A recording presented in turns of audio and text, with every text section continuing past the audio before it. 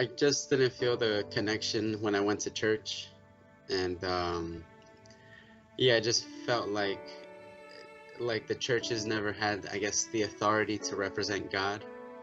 So I always felt like church was just like they just used God as an excuse for them to make money, basically, was my ideology.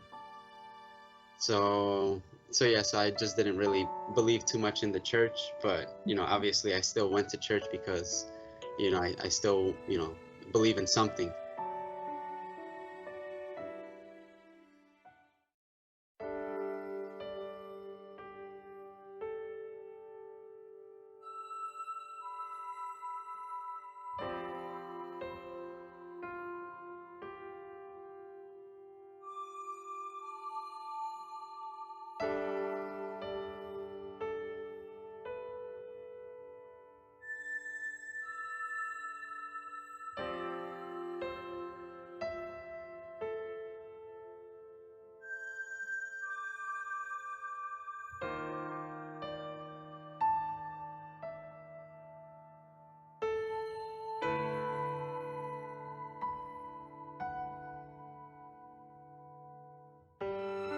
All that kind of threw me off, and it just it made me not want to even be a part of that religion, basically. So I just felt like yeah, I just felt like they needed to do a lot of like house cleaning. They needed to clean up.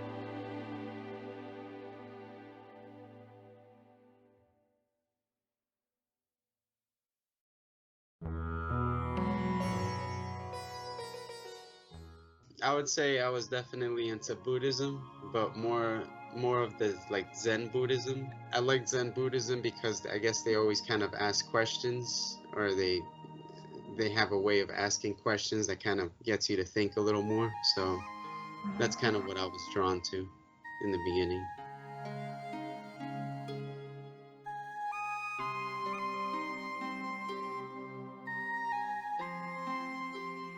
Even before going to like Zen or like doing that stuff, I would just meditate on my own. Sometimes I'll meditate for like half an hour, almost an hour. So I just knew that it was something that I needed to practice.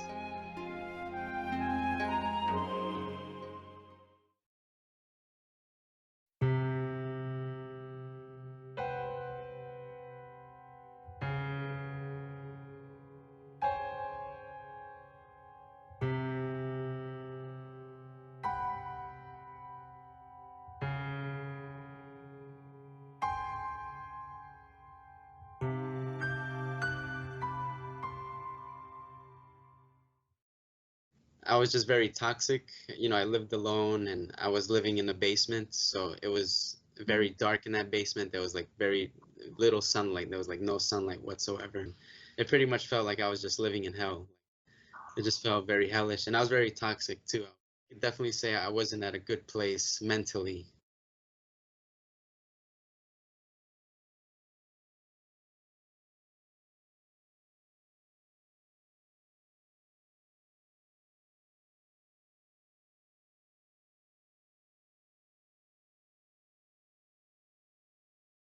I started learning a lot about the reptilians, and I really got heavy into it. I learned more about how they have child sacrifices or human sacrifices, and I've heard things that like they're pretty much walking amongst us. They're some of our politicians, our leaders, and things like that. So I always felt like it was just helpless. Like I always felt like, everybody's working together basically to go against humanity. I felt like there was just no hope. I felt like the human race was just a slave race. That was my type of like ideology, way of thinking. That was just how I was seeing it, and I was just feeling helpless basically. Like I felt like there was nothing I can do.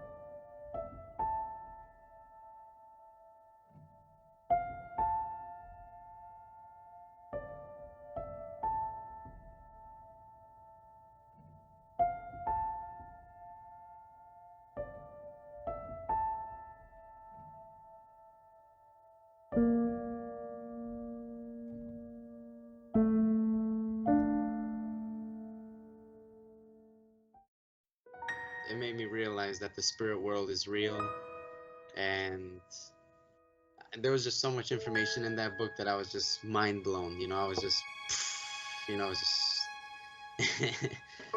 So I was very attracted to that information, and yeah, pretty much immediately I just started ordering more books from Master. I pretty much just started changing, thinking that way, to think that, this is just a temporary world, this is just a short time here, but like the real world is the actual spirit world. So the more I heard that, the more I kind of just um, solidified that belief. You know, the more I believe that he's right. That's our real home is the spirit world.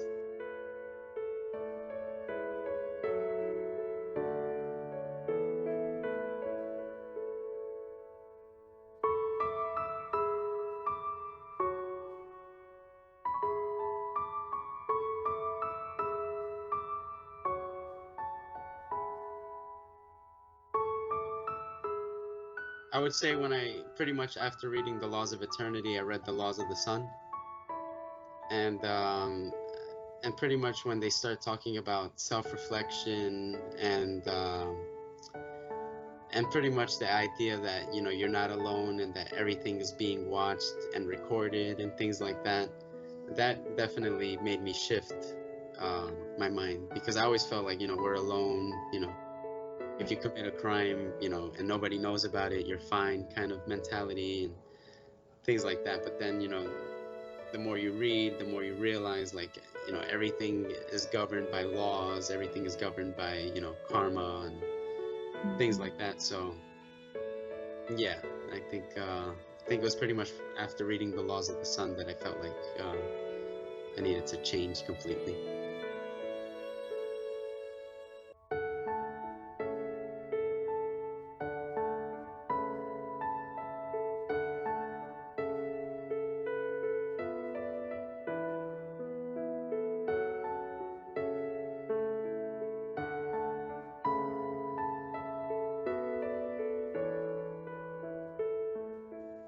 I felt like Happy Science just basically made me realize that there is good out there, and pretty much the darkness that I was consuming myself in was just it's just alternate information, and pretty much whatever information we're exposed to will resonate to. So the more I was exposed to Happy Science teachings, the more peace of mind I felt, the more I felt hope for a better future and things like that. So yeah.